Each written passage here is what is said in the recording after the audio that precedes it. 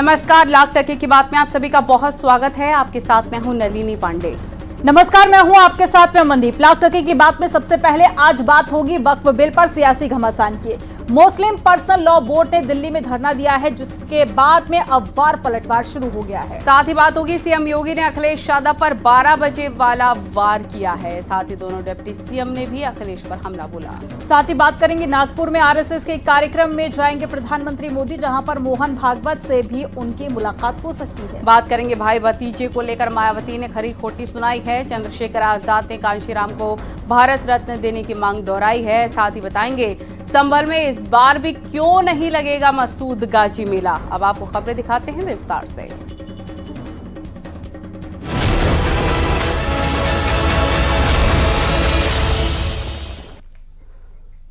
दिल्ली के जंतर मंतर पर वक्फ संशोधन बिल के खिलाफ मुस्लिम पर्सनल लॉ बोर्ड के नेतृत्व में बड़ा प्रदर्शन हुआ। कांग्रेस, समाजवादी पार्टी, ओवैसी समेत कई राजनीतिक दलों ने इसका समर्थन किया। राम मंदिर और वक्फ बोर्ड की तुलना करें तो 5 साल में राम मंदिर पर 2150 करोड़ का खर्च हुआ है। वहीं वक्फ की संपत्ति 1.2 लाख करोड़ है। 5 साल में राम मंदिर ट्रस्ट ने 396 करोड़ टैक्स दिया। वक्फ बोर्ड ने 2023-24 में लगभग 1.5 करोड़ ही कमाई कर ली है। राम मंदिर ट्रस्ट ने 272 करोड़ जीएसटी दी है। वहीं वक्फ बोर्ड को कम से कम 10% की आमदनी हुई है। जहां राम मंदिर ने 39 करोड़ का टीडीएस भरा है, तो वहीं पर वक्फ बोर्ड को सालाना करीब 12 करोड़ की कमाई हुई है। प्रदर्शनकारियों का आरोप है कि ये बिल वक्फ संपत्ति पर कब्जा करने की साजिश है। वहीं बीजेपी ने सरकार के खिलाफ साजिश करने का आरोप लगाया है। देखिए रिपोर्ट।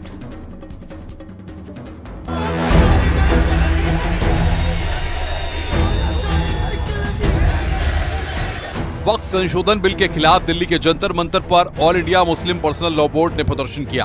प्रदर्शन में कई धार्मिक नेता, सामाजिक कार्यकर्ता शामिल हुए।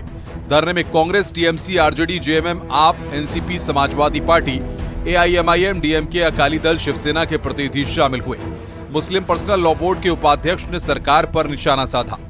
हम बनकर के मुल्क की आजादी हासिल की है, आज भी हम बनकर अपने देश को बचाएंगे, संविधान को बचाएंगे, वक्फ की जायदाद को बचाएंगे।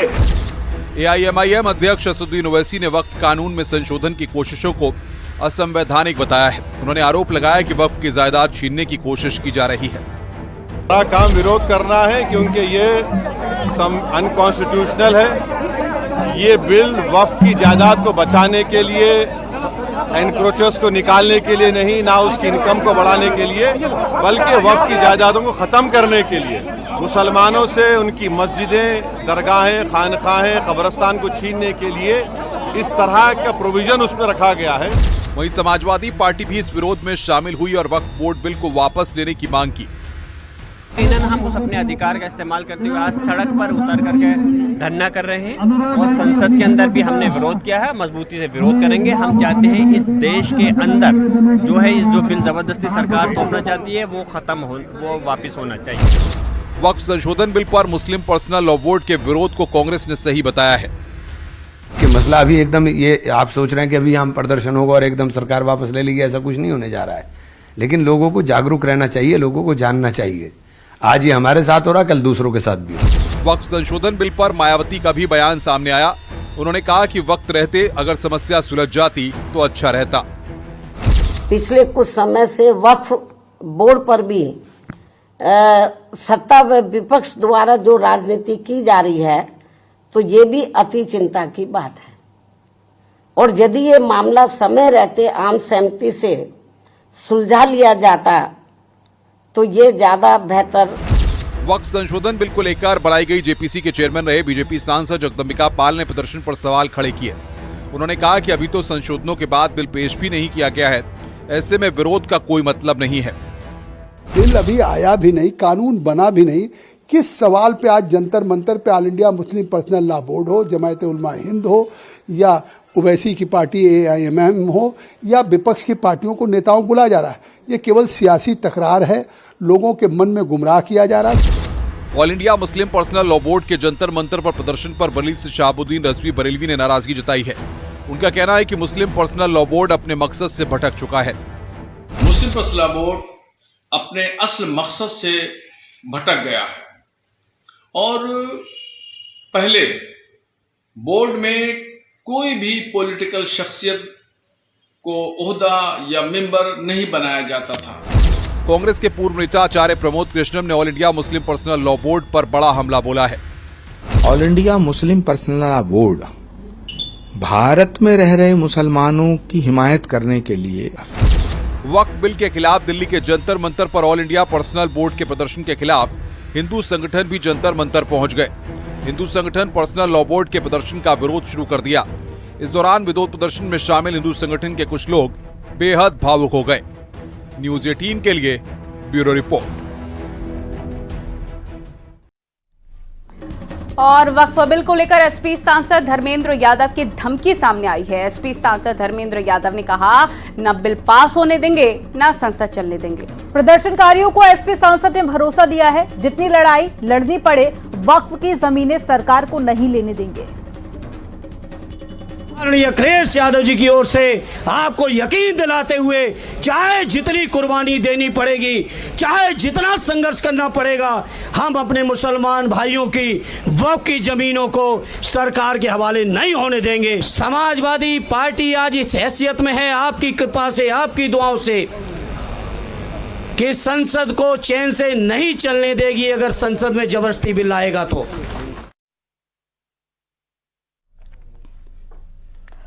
मुख्यमंत्री योगी आदित्यनाथ ने एक बार फिर से इशारों में अखिलेश यादव पर बड़ा तंज कसा। सीएम योगी आदित्यनाथ ने कहा कि पिछली सरकार में प्रदेश के विकास पर फोकस नहीं था। प्रदेश का मुखिया अगर 12 बजे तक सोकर उठेगा तो काम कब करेगा। सीएम योगी बोले, पहले यूपी में ऐसे ही समय बर्बाद होता था। उन्होंने 1 डिस्ट्रिक्ट 1 माफिया दिया था, लेकिन हमने 1 डिस्ट्रिक्ट 1 प्रोडक्ट दिया है। देखिए रिपोर्ट।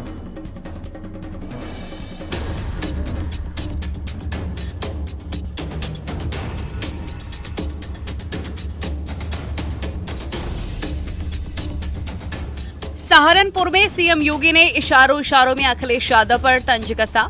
सीएम योगी ने कहा कि पिछली सरकार में प्रदेश के विकास पर फोकस नहीं था। प्रदेश का मुखिया अगर 12 बजे सोकर उठेगा तो काम कब करेगा। पहले यूपी में ऐसे ही समय बर्बाद होता था। जब प्रदेश का मुखिया 12 बजे सो के उठेगा तो तब तो 12 बजे सो के उठेगा तो फिर उसको तैयार होने में 2 बज जाएंगे। फिर उनका पिकनिक का समय और अपनी मित्र मंडली के साथ समय व्यतीत करने का समय भी फिर उनका ऐसे ही गाया होता है। सीएम योगी ने समाजवादी पार्टी पर निशाना साधा कि उन्होंने हर जिले में 1 डिस्ट्रिक्ट 1 माफिया दिया था, लेकिन हमने 1 डिस्ट्रिक्ट 1 प्रोडक्ट दिया है। जिन लोगों ने महाकुंभ पर सवाल उठाया वो भी डुबकी लगाकर चले गए। पब्लिक तरसती रहती थी और उल्टे उनके गुर्गे प्रदेश को तबाह करते थे। हर जिले में उन्होंने 1 डिस्ट्रिक्ट 1 माफिया दे दिया। हमने 1 डिस्ट्रिक्ट 1 प्रोडक्ट दिया है। वहीं अखिलेश यादव ने रंगों को लेकर बड़ा बयान दिया। अखिलेश ने कहा है कि वो हमेशा अलगाव की बात करते हैं। मुझे भी कई रंग पसंद नहीं है। बताइए मुझे किस देश में जाना है। मैं भी ऐतराज है मुझे बताओ किस देश जाना है। मुझे भी बहुत से रंग से ऐतराज है। एक रंगा से ऐतराज है, काले चश्मे से पहन करके होली खेलने से ऐतराज है। आप सोचिए, काला चश्मा पहन करके अगर कोई होली खेल रहा है तो सोचिए उसके विचार कैसे होंगे। एक रंगी लोग बहुरंगी लोगों को कभी पसंद नहीं कर सकते। हम वो लोग हैं जो गुलदस्ता बनाना चाहते हैं, सभी रंग को साथ चलना चाहते हैं। वहीं अखिलेश यादव को लेकर यूपी के दोनों डिप्टी सीएम ने भी निशाना साधा। अखिलेश यादव जी डिरेल्ड हैं, उनको पता ही नहीं है कि भारत की आत्मा कहाँ रहती है, उत्तर प्रदेश कितना आगे जा चुका है। समाजवादी पूरी तरह से दिग्भ्रमित है। 2014 के लोकसभा चुनाव से लगातार पराजय का सामना कर रहे हैं। 2024 के लोकसभा चुनाव में उनको एक्सीडेंटल तरीके से कह लीजिए, कुछ लोकसभा में एक सफलता मिल गई, कुछ सीटों में ऐसी जीत हो गई जो उनको शायद उम्मीद भी नहीं थी। लेकिन वह फर्जी पीडीए, परिवार डेवलपमेंट एजेंसी चलाते हैं और फर्जी पीडीए की बात करके लोगों को गुमराह करके पिछड़ों का, दलितों का, गरीबों का बहुत सारा वोट वहां लेने में कामयाब हो गए थे। लेकिन उनके झूठ का पर्दाफाश हो गया है। अखिलेश यादव ने जहां रंगों के बहाने योगी सरकार को घेरने की कोशिश की, वहीं सीएम योगी और दोनों डिप्टी सीएम ने अखिलेश पर करारा पलटवार किया है। Bureau report, news 18।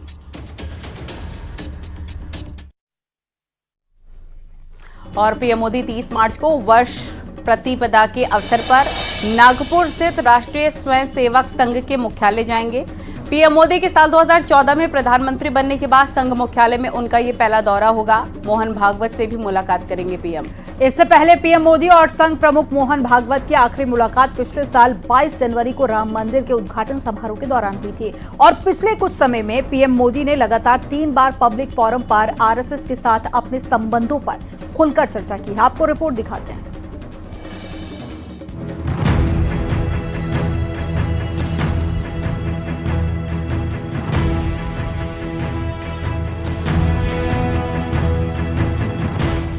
PM Modi 30 मार्च को नागपुर का दौरा करेंगे। पीएम मोदी 30 मार्च को वर्ष प्रतिपदा के अवसर पर नागपुर स्थित राष्ट्रीय स्वयंसेवक संघ के हेड ऑफिस भी जाएंगे। पीएम मोदी के साल 2014 में प्रधानमंत्री बनने के बाद संघ मुख्यालय में ये उनका पहला दौरा होगा।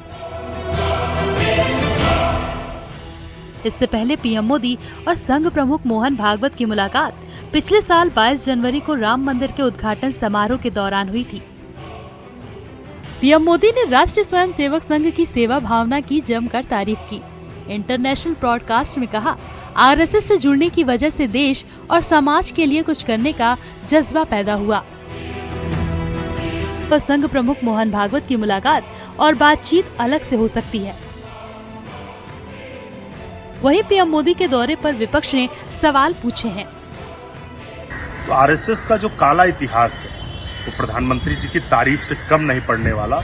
जब जब आरएसएस की बात होगी तो आरएसएस का देश की आजादी से गद्दारी का इतिहास, आरएसएस का काला चिट्ठा जरूर सामने आएगा। सूत्रों के मुताबिक स्मृति मंदिर ट्रस्ट के प्रमुख के रूप में पूर्व सरकार्यवाह सुरेश जोशी उर्फ भैया जी जोशी रेशम बाग में प्रधानमंत्री का स्वागत करेंगे।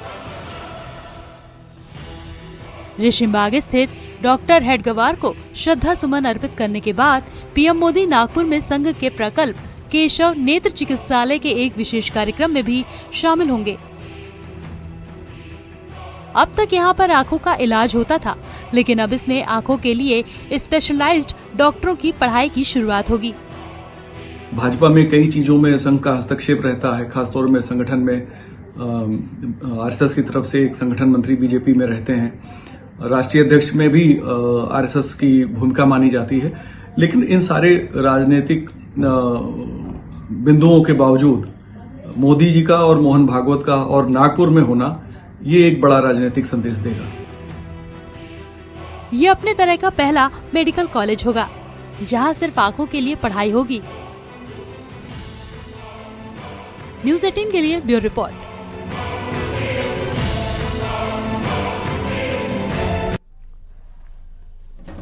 बीएसपी सुप्रीमो मायावती के फैसले हमेशा चर्चा में रहते हैं। एक बार फिर से प्रेस कॉन्फ्रेंस कर अपने बयानों से मायावती ने सबको चौंका दिया है। मायावती ने कहा कि रिश्तों की वजह से पार्टी को कभी कमजोर नहीं पड़ने देंगे। मायावती ने कहा, बीएसपी में जिसने काम किया है उसको हमेशा आगे बढ़ाया गया। पार्टी को आगे बढ़ाने में रिश्ते नाते आड़े नहीं आएंगे। वहीं नगीना सांसद चंद्रशेखर आजाद ने एक बार फिर से कांशीराम को भारत रत्न देने की मांग की है।